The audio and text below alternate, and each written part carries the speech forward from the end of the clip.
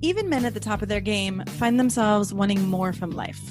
Whether it's more meaning, unshakable confidence, a bigger impact, more money, deeper love, a hotter sex life, or a powerful legacy.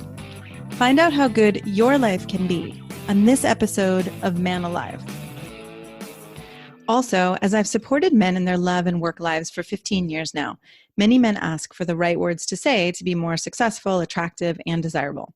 But I found it's not so simple as giving scripts or lines because every man is different. So giving words or scripts would be like giving a tall, thin man a shorter, wider man's pants, or vice versa. The words have to make sense for you and your personality, and there's so much happening beneath the surface that people are responding to. If you're interested in how to become a better lover and leader in your own unique way, go to shanajamescoaching.com/quiz, or you can text ALIVE to 44144. It only takes a couple minutes and you'll start to get an idea of how you can be both more respected and desired. After you fill it out, we can schedule a time to review your quiz and talk about your specific challenges and desires. So again, go to either shanajamescoaching.com/quiz or text ALIVE to 44144. That's ALIVE to 44144. Enjoy this episode of Man Alive.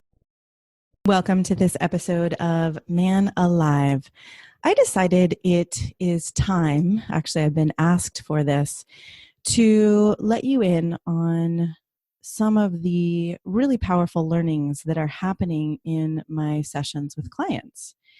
And it's kind of like being in the trenches, right? So what's actually happening in these sessions and what men are actually learning, and then what they're taking back into their lives. And one of the sessions this week was an exploration of how do I be an emotional man? How do I let a woman in on my inner world and the feelings I'm having and still seem manly or powerful? Still give her the impression that I'm a strong, grounded man in the world and that I'm not one of her girlfriends, but I'm a man who she could choose. This is if you're dating, or if you're in a relationship, it would be slightly different. But if you're dating, it would be that she would choose to actually, be lovers with, be partners with, that she would feel this draw and this attraction. And if you're in a relationship, it would similarly be, that she wouldn't fall into this sense of, oh, we're just friends and, I love him, but I'm not feeling that spark, right? So how do you be emotional and not have to hide what's really going on for you? How do you not have to put on a mask that everything's okay and I've got it all together, and at the same time still feel your own power, right? Because this is not just about you seeming powerful to a woman. This is not just about you being a certain way for her to be attracted to you or want you. I mean, that's great when that happens. But primarily where I like to focus is on that intersection of where you get to feel your own power. You get to feel great about yourself. And simultaneously, a woman feels drawn to you, or, whatever your relationships, right? Again, I often talk about heterosexual because I am a woman, but if you're in a relationship with a man, that he feels drawn to you as well. So what is it that has someone feel drawn to you and attracted in that spark while you're also bringing these emotional parts?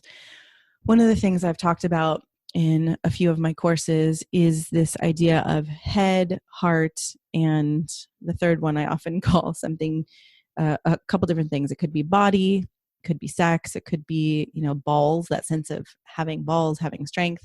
So this head, heart, body balance. And I so often find that men who come to me have their, let's call them their different dials, right? Have the dial on their heart turned up. I care about women. I respect women. I feel like I want to support women. I want them to be happy, right? Now, this doesn't necessarily mean you're emotionally available or emotionally intelligent. That's adding a whole nother dimension to the heart dial. But as you're starting to let women in on what's going on in your heart, some men think, I should turn that down, actually, right? I should turn down my care. I should turn down the part of me that is wanting a woman to be happy, that's wanting to support a woman happy.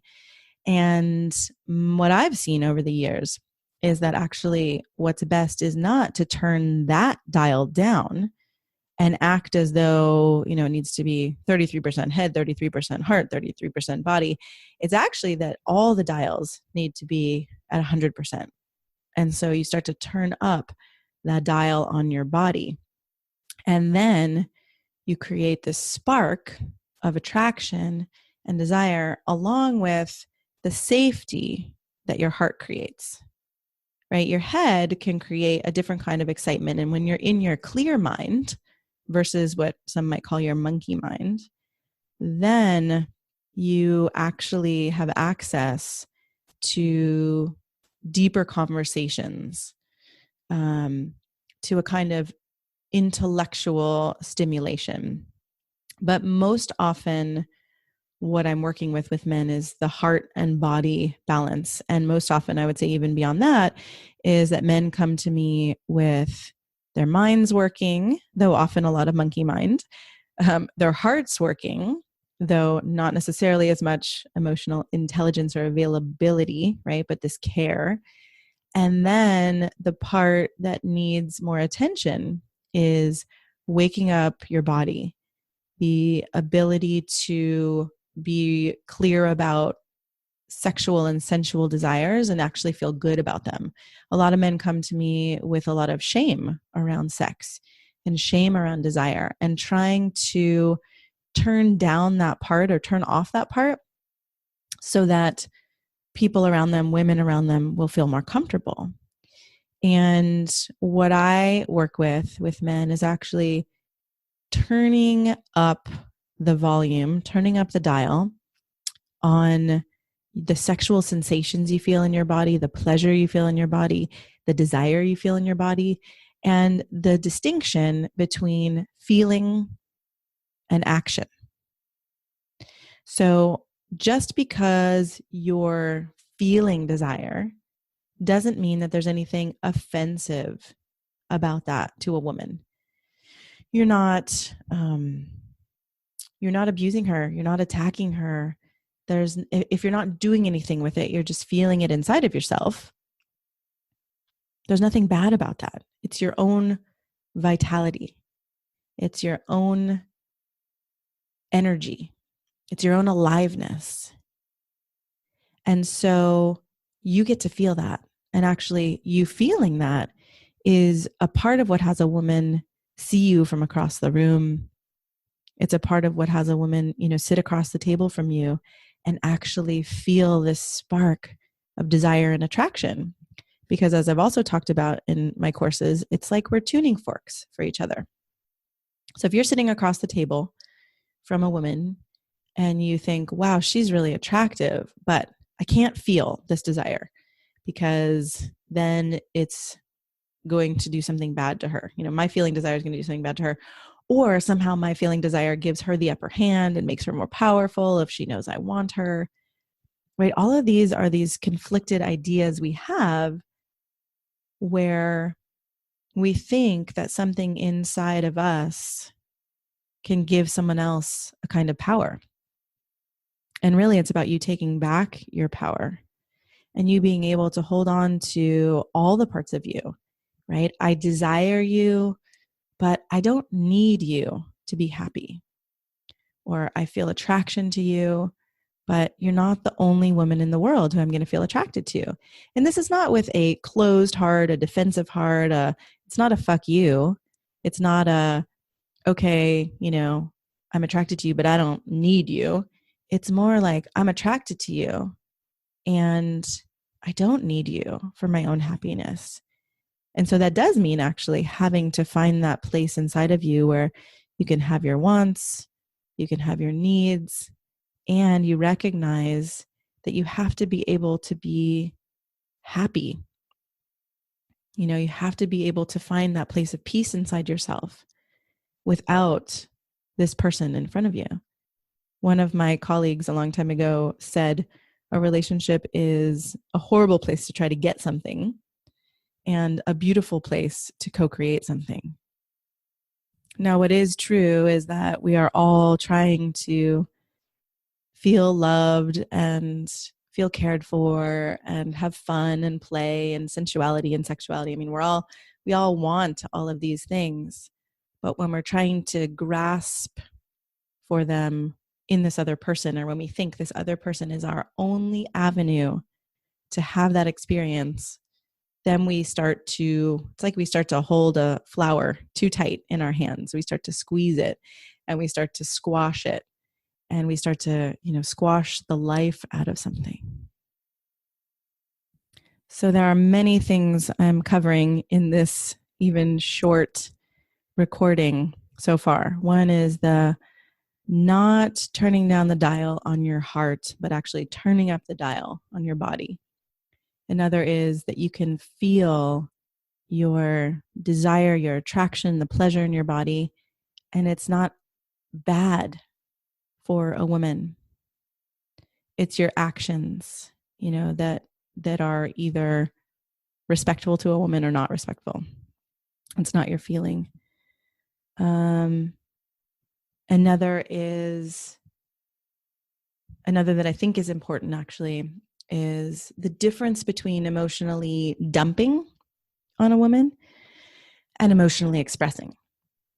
So when you imagine, it's like you've got a hot potato in your hand, and you're feeling some kind of emotion, right? You're feeling some kind of, let's say one of my clients was talking about, the ways that he feels with his family, the ways that he can sometimes feel angry or insecure, or, there's a lot of emotions that come up for most of us in relation to our family. And he was talking about that with a woman he was on a date with. And this was where the concern came from. How do I still make sure, that I'm also bringing my strength? I'm also bringing these other parts of me. And so one piece of this is, like I said, the emotional dumping versus emotional expressing. So if you've got this emotional expression, we'll call that the hot potato in your hand, and you throw it over to the person you're talking to the woman you're talking to, and it's like, oh my God, I can't be with this myself. It's too much for me. It's, I'm being thrown around by this. If you're not actually in touch with the other parts of you, the parts that are centered and grounded and recognize, okay, this is, my emotions are part of me, but they're not all of me, which can happen sometimes as you start to first feel your emotions. They can be really overwhelming. Then we can try to get rid of our emotions and put them on a woman and not feel our own centered place. Versus emotional expression, right? When you're doing it in a balanced way, is kind of like, all right, I'm holding this hot potato and I'm going to find a way to hold this as I'm talking about it, as I'm sharing about it. I'm going to find my pot holder and I'm going to keep it in my hand. I'm going to feel the heat of it. I'm going to feel the burn of it. And I'm going to talk about it as well. I'm going to let her in to what's happening for me over here as I'm feeling the burn. But I'm not trying to get rid of it. I'm not trying to put it over there so she can take it or so I can feel better, right? We don't even necessarily recognize we're doing that, but that's part of what's happening when we're dumping and trying to get rid of something versus we're able to feel it as we're sharing it. When you can combine sharing your emotions or sharing the more vulnerable parts of you with the recognition of your own strength and your own power, when you can combine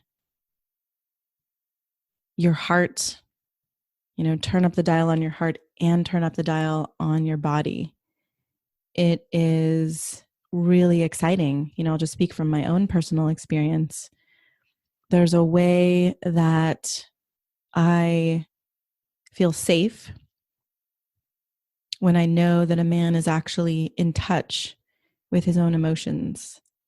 If he's not feeling his sadness, his anger, all of those things, I start feeling afraid either that he's going to explode at some point, or he's going to have a midlife crisis or some kind of meltdown, right? He's going to be overtaken by all the stuff he's been avoiding. Or I start to feel like I can't actually bring all of these parts of myself because either he's going to try to, fix me or make me try to get back to happy, or he's just, going to think I'm this overly emotional woman who's too much. So when you can start to bring your groundedness, your strength, which really just takes knowing that in yourself, finding, a lot of what I do with men is help them find that belief in themselves, which turns into a kind of confidence. It's not a bravado confidence. It's a kind of confidence of, actually, I do know I'm an amazing man. I trust myself. I'm in integrity with myself. I believe that my desires are good. When you get to this place of that kind of awareness of yourself, that kind of strength in yourself, and you can share the more vulnerable things in your heart without thinking you need to put up a facade, right? Without thinking that when you feel your own strength, you have to be strong all the time. That's when this new kind of connection happens, where women can simultaneously feel, whoa, like I said, I feel safe. And then I also start to feel this awakening in my body, this sense of, wow, with this man in front of me, I can feel my emotions, I can open my heart, and I'm safe to do that. And I'm also then safe to start to open my body. Okay, there's so much more I could say, but I think for now, that's enough. And I want to give you a practice to start to integrate your heart and your body, to start to turn the dials up. And again, so that you can feel more alive, and so that the intimacy and the spark can build without you really having to do much. Because when you start to turn these dials up, when you start to be aware, when you start to have a deeper relationship with these parts of yourselves, you feel different from the outside. You feel more alive. People can feel that. So if being in touch with your emotions or your vulnerability is hard for you, I would say the practice is to start with trusted people and start sharing a level deeper, right? This is a small step you can take. If someone says, how are you doing today? And you usually say, fine, no matter what's going on, share something else. Share, I'm doing well, and this morning, was rough because of this, or I'm doing well and someone I care about is sick, or, share something that's a little bit more vulnerable, where you're actually letting someone in on your life. If your heart is open and you're good at that part, and you could do both of these practices, right? If you're working on both of these, but if your heart's open and you're used to sharing more vulnerably, but you feel ashamed or held back in your sexual desires, your sensual desires, you've got to start to bring more acceptance to that part of you. And so I would start to, you don't even have to share this with anyone, but start to make a list of some of your desires and recognize, I want to give you this perspective that as long as, this is again the difference between action and desire, right? Or feeling the pleasure inside of your body versus acting on it. as long as you are being respectful, as long as there's consent, there's really not a problem with any of your desires. We all are unique. We all have different desires and fantasies. And so you can start really looking at those and recognizing my desires are good. What I want is good. Some of them you'll realize you never even want to act out. You want to keep it in the world of fantasy, in the realm of fantasy. Some of them you'll realize you actually do want to act out, but you're going to do it with the consent of another mature adult. If you want to share how these practices are going, if you're feeling challenged, you can fill out the form on my website. You can contact me. Let me know how it's going. And I'll be back soon with some more learnings from client sessions. I'm so glad you joined us for today's episode of Man Alive. I hope you enjoyed our conversation and it gave you something to consider and explore in your life. If you like what you heard, I'd be so grateful for you to subscribe and write a quick review that helps men like you find us. And again, head over to shanajamescoaching.com/quiz or text the word ALIVE, ALIVE, to 44144 to get a sense of how you can become a better lover and leader. You'll start to see how you can be both more respected and desired in your unique and genuine way. If you don't feel as confident or as excited about life or love as you'd like to be, this quiz is a really great starting point and will guide you toward a more passionate love life and a more inspiring and successful career. So again, text ALIVE, ALIVE, to 44144 or head over to shanajamescoaching.com/quiz. Join us each week for a new episode of Man Alive.